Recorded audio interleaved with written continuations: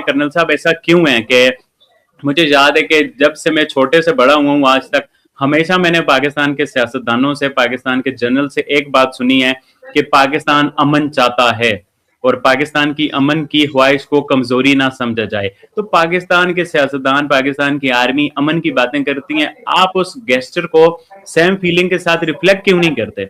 उल्टा आपकी यहाँ से वार मॉन्गरिंग होती रहती है, ऐसा क्यों है? आप अमन नहीं चाहते? आपने ये भी कहा है कि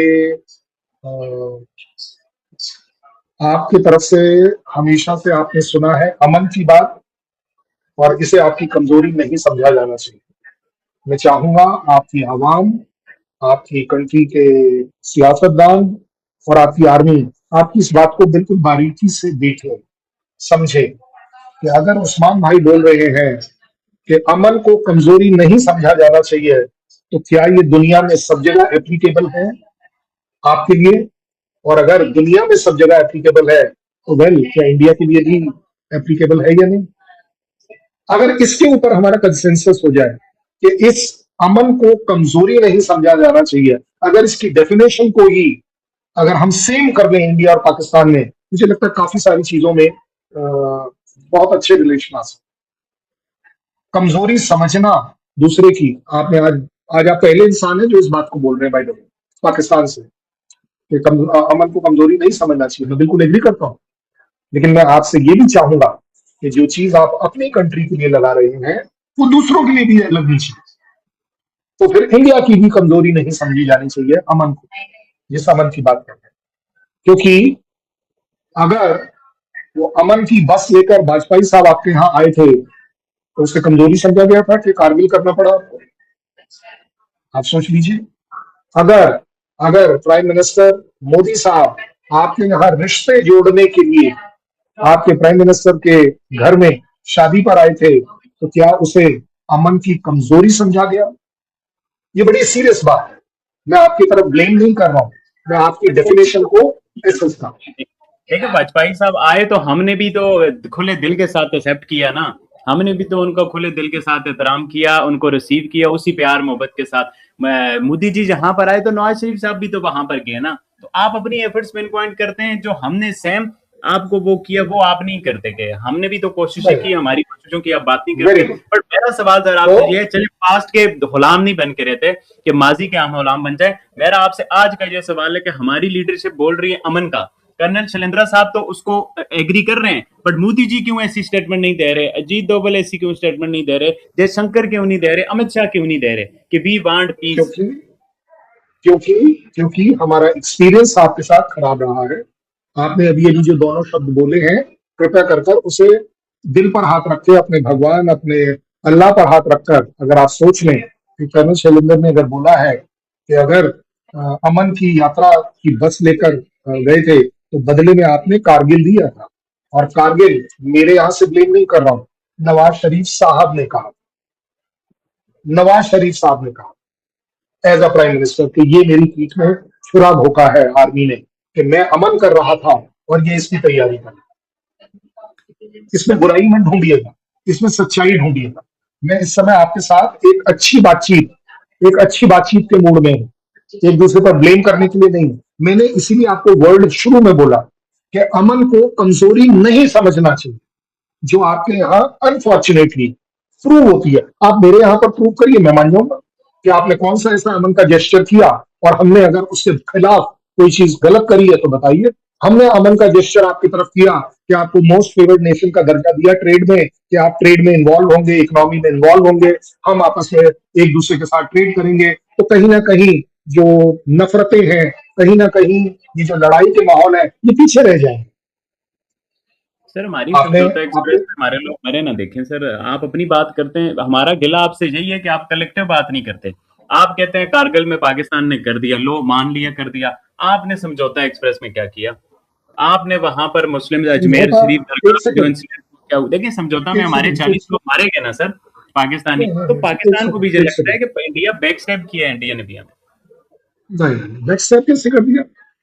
समझौता एक्सप्रेस एक सेकंड के लिए, अगर आप बिल्कुल फैक्चुअली करेक्ट बातें कर ही रहे हैं, तो हम भी इसको बिल्कुल सही पिन पॉइंट करें, सो दैट आवाम के पास एक सही मैसेज हो, आपके मेरे बीच में एक अच्छा एनालिसिस हो। समझौता एक्सप्रेस को आप कारगिल से कैसे मिला लेंगे? कारगिल में आपकी फौज ने इंट्रूजन किया था, इन्वेजन किया था, एक बात। दूसरी बात, 1 मिनट के लिए गलत ही सही, बिल्कुल गलत ही सही, समझौता एक्सप्रेस कभी नहीं होना चाहिए था।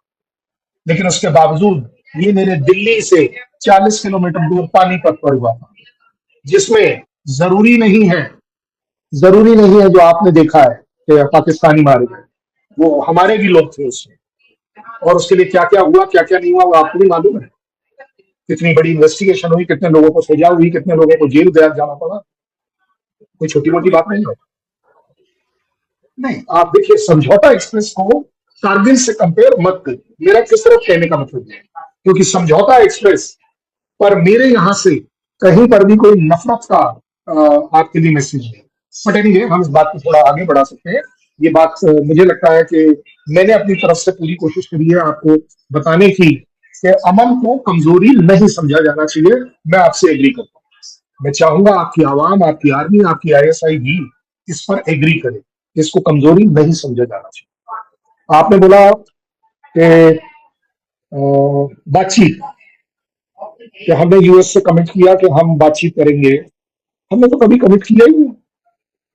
ट्वीट में मेंशन था सर, और जो सीज फायर किसने वाला मेंशन है? ट्वीट, किसका ट्वीट है? सीज किसका फायर ट्वीट के है? दो, मैं बताता हूँ आपको, सीज फायर के 2 ट्वीट थे ना, एक ट्रम्प साहब का, एक मार्को रूबियो साहब का। तो उसमें था कि ये बाद में बात करेंगे, कि हमारी बात हुई, आपको मैं दिखा भी ठीक। दूंगा आपको। सो अरे, आप दिखाने की क्या जरूरत है उस्मान भाई? अगर इन चीजों पर एक दूसरे पर भरोसा ही नहीं है तो फिर बात करना हमारे लिए बेकार हो जाए। हमने हर चीज को भरोसे से चलाना। मैंने आपकी कमजोरी वाली बात को पकड़ा है कि हाँ जी, अमन को कमजोरी नहीं समझना चाहिए। अब मैं आपकी ट्वीट पर आ जाता हूँ, कोई प्रॉब्लम नहीं है। ना वो पाकिस्तान की ट्वीट है, ना वो हिंदुस्तान की ट्वीट। मेरा हिंदुस्तान और पाकिस्तान का बायलैटरल मामला है। हम हमेशा से ये कहते आए हैं, मेंटेन करते आए हैं। आपके यहाँ हो सकता है, मैं आपको ब्लेम नहीं कर रहा हूं, हालांकि इंडिकेटिव यही है, आपके यहाँ हो सकता है कि आपकी हर पॉलिसी ट्रंप और रूबियो डिसाइड करता है। मेरे यहाँ नहीं करते, मेरे यहाँ बिल्कुल नहीं करते। और इसीलिए पहले दिन से लेकर अब तक इंडिया अभी भी उसी जगह है जहां शुरू से था। और वो क्रेडिट, उस सीज फायर का क्रेडिट हम अपने डीजीएमओ और आपके डीजीएमओ को देते हैं कि हमारे बीच में कभी कोई तीसरी पार्टी हमें मंजूर है ही नहीं। और एक बात बताइए, चलिए आपकी बात 2 सेकंड को मान लेते हैं। भाई, ट्रंप से ज्यादा कौन तगड़ा? अगर उसकी बात जो नहीं मानता है तो फिर तो कुछ और हो जाता है। आजकल आप देख रहे हैं कि इंडिया ने पूरी दुनिया को ये सिखा दिया, ट्रंप चैलेंज किया जा सकता है, यूएस को चैलेंज किया जा सकता है, रूबियो को चैलेंज किया जा सकता है, लेकिन आपको सही होना पड़ेगा। अगर आप सही है, आपका स्टैंड सही है, आपका कंट्री सही है, आपकी कंट्री का इंटरेस्ट है, आप किसी को भी एक सही जवाब जरूर दे सकते हैं। ईरान कितना भी गलत हो, कितना भी गलत हो, लेकिन वो यूएस के मामले में बिल्कुल सही है कि ये वाली दादागिरी दुनिया को बर्दाश्त नहीं करनी चाहिए। कि जो मैं, आप एक बात बताइए मुझे, आप भाई, अगर आज आप उस दोनों ट्वीट को कोट कर रहे हैं तो शहबाज शरीफ ने उसके बाद ये क्यों नहीं किया एक और ट्वीट कि हाँ जी, ये ट्रंप साहब और इन्होंने यही किया है जो ये बोल रहे हैं कि बातचीत होगी उसके बाद, लड़ाई खत्म करने के बाद। और अगर उसके बावजूद फिर भी इंडिया ने नहीं किया, तो आप तो वहां लंच खाने गए थे, तो वो लंच वाले पे ही बता देते कि जनाब ये क्या हुआ हमारे साथ। आपने तो बोला था, आप तो हमारे भाई बाप हो। अब आप हमें पकड़ लेते कि जनाब ये देखिए, आप एक काम करिए, आपका डीजीएमओ हमारे डीजीएमओ को बोल देता। भाई, डीजीएमओ से तो ऊपर नहीं है ना ट्रंप, है तो दूसरे कंट्री का ही ना। उस्मान भाई, अपने कंट्री की इज्जत कम मत करो।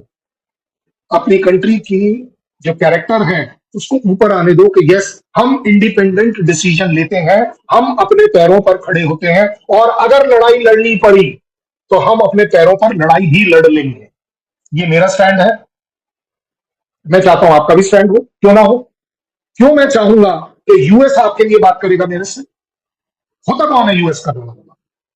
मैं समझ सकता हूं चाइना आपके लिए बात करेगा क्योंकि वो आपको सप्लाई करता है इक्विपमेंट। मैं समझ सकता हूं आपने ड्रोन जो थे वो टर्की से लिए थे, तो वो दोनों मिलकर आपके साथ लड़ रहे थे।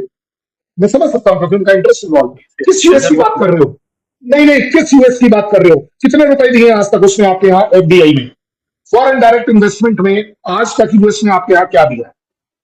आपको एफएटीएफ में न जाने की अपील कहीं एक बार दिखा दीजिए अगर यूएस ने करी। 40 कंट्री है एफएटीएफ में डिसीजन मेकिंग में। आप ही के यहां पर ऑफिशियल ट्वीट के ऊपर जा रहे हैं, इसलिए मैं बोल रहा हूं। आपने पिछले वाले ट्रंप के टेन्योर में ये नहीं पढ़ा कि उसने पाकिस्तान के साथ, अगर आपके शब्दों में लूं, कितनी गद्दारी करी है पाकिस्तान के साथ। कि 40 साल से जिस तरह पाकिस्तान को गोद में खिलाया जा रहा था, उसे ऐसे निकाल के फेंक दिया और बोल दिया कि we will not give any funds to this Pakistan who is into terrorism. मत दुहाई दो, अपने कैरेक्टर के ऊपर भरोसा रखो। US is not the character of Pakistan. ऐसी मेरी दुआ है और ऐसी मेरी एक्सपेक्टेशन। दोस्तों, इस पूरी बहस में सबसे बड़ी बात यही निकल के सामने आई कि पाकिस्तान बार बार दुनिया को ये बताने की कोशिश करता है कि वो अमन चाहता है, बातचीत चाहता है। लेकिन भारत का जवाब अब पहले जैसा नहीं रहा।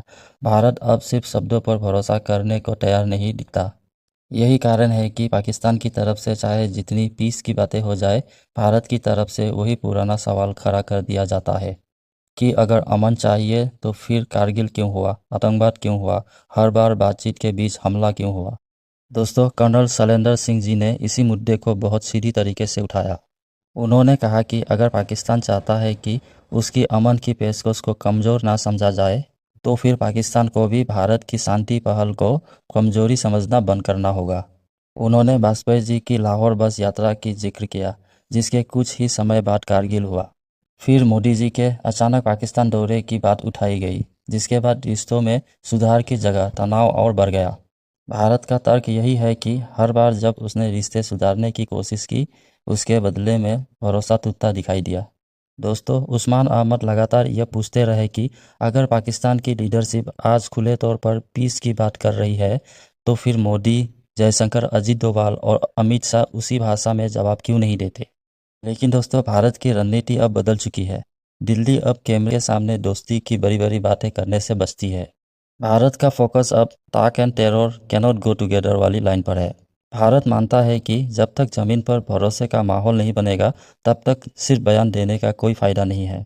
दोस्तों, इस डिबेट में एक और अहम मुद्दा अमेरिका और ट्रंप के ट्वीट को लेकर उठा।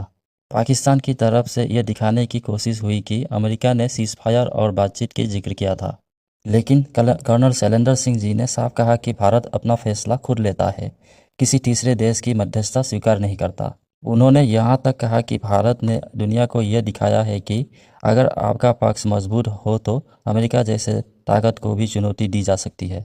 यह बयान सिर्फ पाकिस्तान के लिए नहीं, बल्कि पूरी दुनिया के लिए एक संदेश की तरह था कि नई दिल्ली अब पुराने दौर की तरह दबाव में फैसले लेने वाली नहीं है। दोस्तों, सबसे दिलचस्प बात यह रही कि बहस के दौरान दोनों पक्ष अमन शब्द को बोल रहे थे, लेकिन दोनों की परिभाषा अलग दिखाई दी। पाकिस्तान चाहता है कि बातचीत तुरंत शुरू हो, जबकि भारत कह रहा है कि पहले भरोसे का माहौल बने। भारत का साफ संकेत है कि जब तक सीमा पर आतंकवाद, घुसपैठ और पुराने पैटर्न पर पूरी तरह रोक नहीं लगेगी, तब तक सिर्फ बयानबाजी से रिश्ते सामान्य नहीं होंगे।